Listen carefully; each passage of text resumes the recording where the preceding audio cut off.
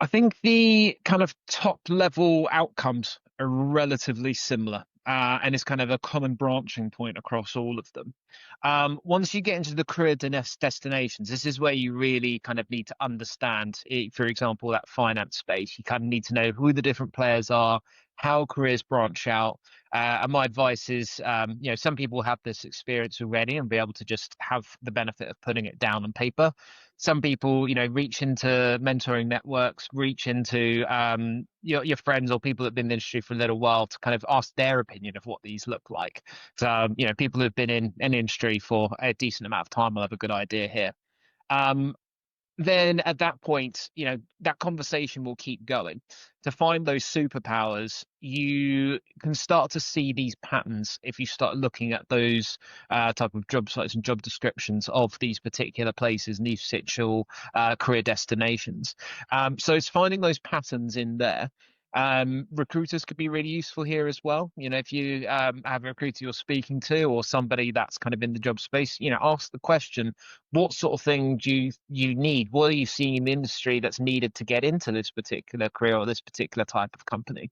And they'll be looking over which candidates are successful, which ones aren't. So they'll have a really good idea and it'd be quite a real-time sense of what the industry is wanting at the moment. And that's kind of how you fill in your superpowers. And then the common stepping stones, I think these are quite open. I think these change quite a lot. So I'm imagining you kind of put this artifact up, and I imagine it's probably going to be out of date within a year. So this is really about kind of understanding and seeing those examples. So a idea here to find these is if you look at people who are deep into these different avenues, you find them on LinkedIn, look down their profile. How did they start? How did they move across these different jobs to get there? What positions did they have?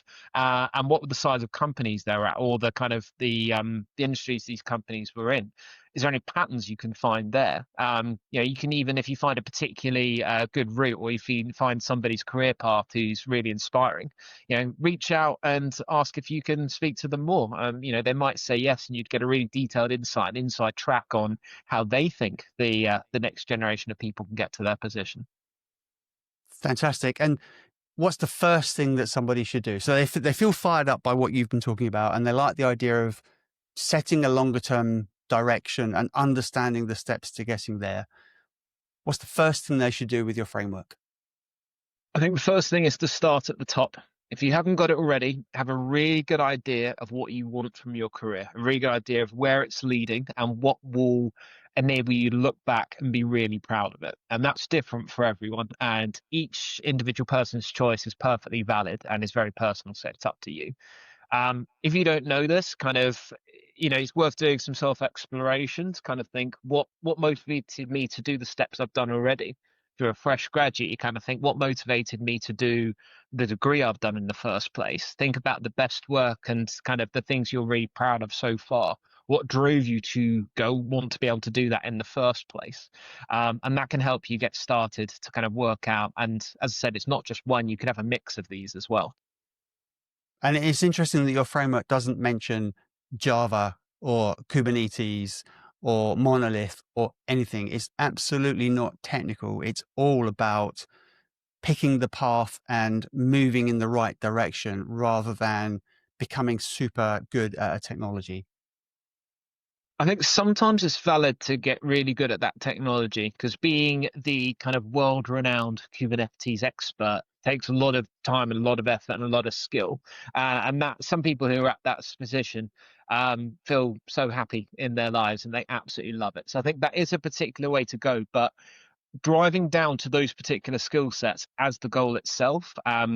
Being an expert in something, a word around expert in something is great, but what particular thing it is, it changes all the time. Technology moves on, industries move on.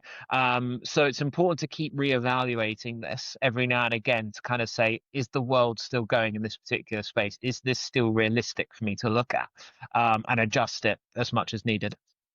Yeah, and one of your outcomes is the distinguished engineer type Mm. path, where you are just the super king in some sort of a technology within a company, and that that's driven by technical knowledge. Mm. But I guess as a more generalistic point that I'm trying to say, I think a lot of people think, I need to get better at technology in order that I can progress. And for sure you do. But if that's all you do, you're limiting your potential. Yeah, there's if you want to go down that route, you can, but you're limiting and closing off some other doors too. So finally, to wrap up, Bruce, um, who is this for? Who should bother looking at the framework and working out where they're going or what they should do next? Good question. So when I was putting this together, the people I was really targeting is people who are either at the beginning of their career and kind of thinking, right, I've got the degree, what next? I read all the time about entry level positions, how they're really hard to get into. I kind of look at the dearth of junior positions that are out there. I imagine there's quite a few people really struggling to kind of get some direction there. So hopefully this framework gives you something to be able to build on, something to hopefully be a bit more long term with your thinking. The other type of people are people who are feeling quite stuck in their careers, people that have kind of gone down a certain route and aren't particularly happy with it, but don't know why, wishes they'd taken some other choices, and kind of thinking, where did I go wrong? How did I end up here? What other decision could I have made? And the other part of it is a lot of these kind of career directions take a lot of time and a lot of patience. So to keep motivated and to kind of say, look, I've been doing this for a couple of years. Why should I keep doing it for another couple of years? Be able to use this, get a realization for actually, you compound this together. This could lead potentially somewhere much, much bigger. And if they can get real excited about that, that will kind of help build that motivation to be able to go even further. And is it ever too late? I don't think so. Um, I think there's many other options here than what I've put down. So there might be some that you can do quite late on. There's some that you can do really early. I think it's about exploring and adapting to your circumstances, what motivates you, and how the industry and the world is changing around you. Yeah.